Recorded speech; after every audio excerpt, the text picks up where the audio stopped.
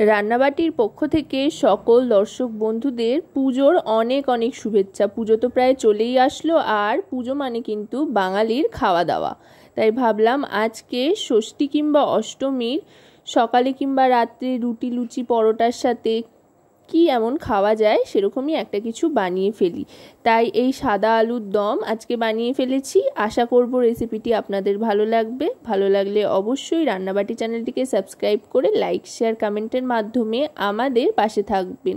লুচির সাথে কিন্তু জাস্ট জমে যাবে এই সাদা আলুর দম।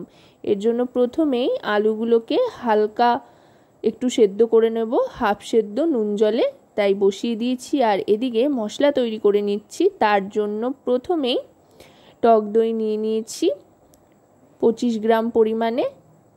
তার সাথে মিশিয়ে নিচ্ছি গুঁড়ো মশলা এক এক করে। প্রথমেই দিয়ে নিয়েছি রোস্টেড ধনে আর জিরে গুঁড়ো, তারপরে কাশ্মীরি রেড চিলি পাউডার, গোলমরিচ গুঁড়ো, আর এবার দিয়ে দিচ্ছি এতে পরিমাণ মতো চিনি আর সামান্য নুন। যেহেতু আলু সেদ্ধর জন্য নুন দিয়ে দিয়েছি, তাই এখানে নুনটা কিন্তু বুঝে দিতে হবে। আর এখানে হলুদের ব্যবহার করছি না, যেহেতু সাদা আলুর দম তৈরি হচ্ছে সেই জন্য। এবার সবটা ভালো করে মিশিয়ে নিচ্ছি টক দইয়ের সাথে। এখানে টক দইটা কিন্তু মোটামুটি ফেটিয়ে তৈরি করা হয়ে গিয়েছে, যাতে কোনো লাম্পস না থাকে টক দইয়ে, সেদিকে লক্ষ্য রেখে টক দইটা ভালো করে ফেটিয়ে নিতে হবে।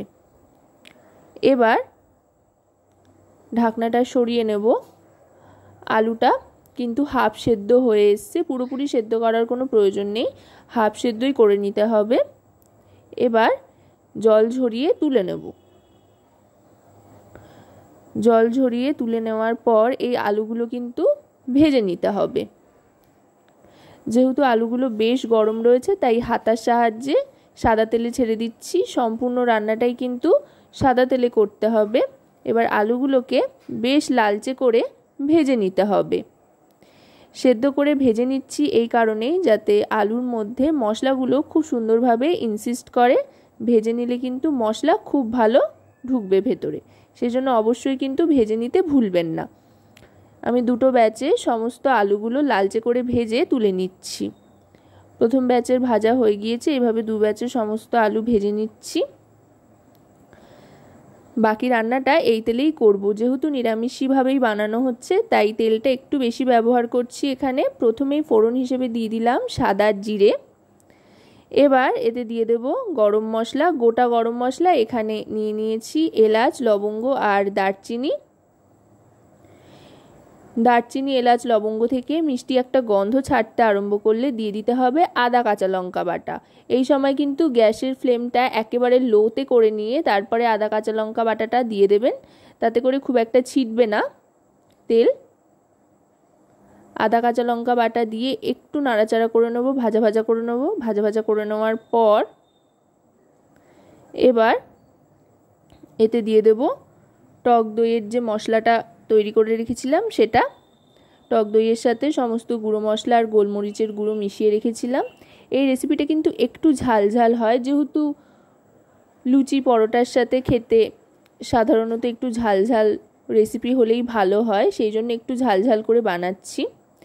দেখুন তেল ছাড়তে আরম্ভ করে দিয়েছে। এবার দিয়ে দিলাম কাজু আর পোস্ত বাটা। এখানে কাজু আর পোস্ত একসাথে বেটে রেখেছিলাম, সেটাই দিয়ে দিলাম। আপনারা চাইলে কাজু বাদামের পরিবর্তে চিনেবাদামও ব্যবহার করতে পারেন, তবে কাজু বাদাম ব্যবহার করলে কিন্তু বেশি টেস্টি হবে।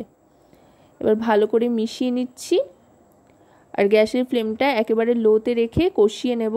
যতক্ষণ না তেল ছাড়ছে মশলার থেকে ততক্ষণ কিন্তু খুন্তি চালাতে থাকতে হবে আর মশলাটাকে কষতে দিতে হবে। তেল ছাড়তে আরম্ভ করলে ওপর থেকে দিয়ে দিতে হবে কাসুরি মেথি। কাসুরি মেথিটা অবশ্যই দেবেন, এতে করে কিন্তু খুব সুন্দর একটা ফ্লেভার আসবে, বেশ একটা অনুষ্ঠান বাড়ি ব্যাপার আসবে আর কি। কাসুরি মেথি দিয়ে আরও খানিকক্ষণ কষিয়ে নেব। দেখুন এর থেকে কিন্তু এবার সম্পূর্ণভাবে তেল ছাড়তে আরম্ভ করেছে, দারুণ সুন্দর একটা কালার চলে এসছে। এবার এর মধ্যে দিয়ে দেব আগে থাকতে সেদ্ধ করে ভেজে রাখা আলুর টুকরোগুলো। এই রেসিপিটা কিন্তু সাধারণত মাঝারি সাইজের আলু দিয়েই ভালো হয়। মাঝারি সাইজের আলু এখানে দেখুন আমি 1 বাই 1 করে কেটে নিয়েছি, মানে 2 টুকরো করে নিয়েছি। এতে খুব সুন্দরভাবে সেদ্ধও হবে আর দেখতেও খুব সুন্দর লাগবে। মশলার সাথে ভালো করে আলুটা মিশিয়ে নেওয়ার পর এবার এতে জল দিয়ে দেবো। আর গ্যাসের ফ্লেমটা কিন্তু মোটামুটি লোতে রেখেই গোটা রান্নাটা করতে হবে। একটু সময় লাগবে, তবে খেতে কিন্তু অপূর্ব হয়। একবার খেলে বারবার খেতে ইচ্ছে করবে। এবার জল দিয়ে সমস্তটা একধার করে নিয়ে ঢাকনা চাপা দিয়ে দেবো আলুটা আরেকটু নরম হওয়ার জন্য। আলুটা মোটামুটি কিন্তু এখানে 70 থেকে 80% মতো নরম হয়েই রয়েছে, যেহেতু সেদ্ধ করে ভেজে নেওয়া রয়েছে। মিনিট 2 মতো ঢাকনা চাপা দিয়ে ঢাকনাটা সরিয়ে নিলাম। দেখুন দারুণ সুন্দর কিন্তু টেক্সচার চলে এসছে। আর এবার ওপর থেকে দিয়ে দিলাম 2টো চেরা কাঁচা লঙ্কা। কাঁচা লঙ্কার যে একটা তাজা গন্ধ রয়েছে সেটা এর মধ্যে ইনসিস্ট করবে, তাতে করে আরও সুন্দর একটা ফ্লেভার আসবে। এবার বেশ খানিকক্ষণ ফুটিয়ে নিয়ে ওপর থেকে দিয়ে দিচ্ছি শাহি গরম মশলার গুঁড়ো 1/2 টিস্পুন পরিমাণে, এটা 1/2 টিস্পুনই দেবেন। আর দিয়ে দিচ্ছি ঘি 1/2 চামচ। এবার শাহি গরম মশলা আর ঘিটা ভালো করে মিশিয়ে নিতে হবে গ্যাসের ফ্লেমটা লোতে রেখে। এই দুটো লাস্টে অ্যাড করলে দেখবেন আপনার বাড়ির সাদা আলুর দমের গন্ধ কিন্তু পাশের বাড়ি অবধি পৌঁছে গিয়েছে। আপনারা কিন্তু চাইলে এটা ষষ্ঠী কিংবা অষ্টমীর দিন সকালে হোক, সন্ধে হোক, রাত্রে হোক, যে কোনো সময় বানিয়ে ফেলতেই পারেন। লুচির সাথে পরিবেশন করতে পারেন, অসাধারণ খেতে লাগবে। তো এবার এটা আমি সার্ভ করে দিচ্ছি। তো আজকের এই রেসিপিটি আপনাদের কেমন লাগলো সেটা কিন্তু অবশ্যই আমাকে কমেন্টের মাধ্যমে জানাবেন। সকলে খুব ভালো থাকবেন, সুস্থ থাকবেন, সাবধানে থাকবেন, পুজোয় খুব আনন্দ করবেন। আর পুজোয় কি কি খেলেন, কেমন ঘুরলেন সেগুলো কমেন্টের মাধ্যমে জানাবেন।